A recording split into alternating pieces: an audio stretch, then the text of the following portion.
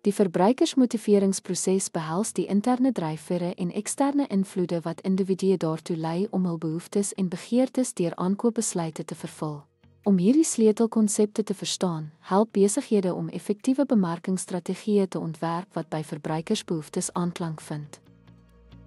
Behoeftes, die fundamentele drywers van verbruikersgedrag, dikwels gekategoriseer in fisiologiese behoeftes, voedsel, water en sielkundige behoeftes. Selfbeeld, behoort behoeftes. Gebaseer op Maslow se behoefte-hiërargie, wissel dit van basiese oorlewing tot selfverwesenliking. Begeertes, die spesifieke produkte of dienste wat verbruikers begeer om hul behoeftes te vervul. Begeertes word gevorm deur kulturele, sosiale en persoonlike invloede en wissel dikwels tussen individue en streke. Motivering, die interne toestand of krag wat 'n verbruiker dryf om aksie te neem om 'n behoefte of begeerte te bevredig, kan intrinsiek gedryf deur interne tevredenheid of ekstrinsiek gedryf deur eksterne belonings soos afslag wees. Doelwitte, die verlangde uitkomste wat verbruikers wil bereik deur hul behoeftes of begeertes aan te spreek. Doelwitte kan korttermyn behoeftes, die koop van 'n vinnige maaltyd of langtermyn behoeftes, spaar vir 'n luukse aankoop wees.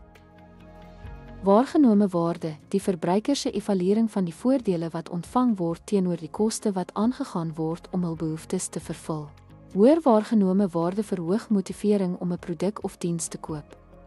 Betrokkenheid, die mate van belangstelling en persoonlike relevantie wat 'n verbruiker met 'n aankoopbesluit assosieer. Besluite met hoë betrokkenheid, behoeftes. Die koop van 'n motor vereis meer denke en moeite terwyl besluite met lae betrokkenheid, behoeftes. Die keuse van 'n peselhappie dikwels roetine is. Hindernisse wat verbruikers verhinder om hul behoeftes te bevredig, soos finansiële beperkings, gebrek aan toegang of botsende prioriteite. Bemarkers poog om hierdie hindernisse te verminder om verbruikersaksie te motiveer. Sleutelkonsepte in die verbruikersmotiveringsproses, insluitend behoeftes, begeertes, doelwitte en waargenome waarde, dryf verbruikersbesluite en gedrag.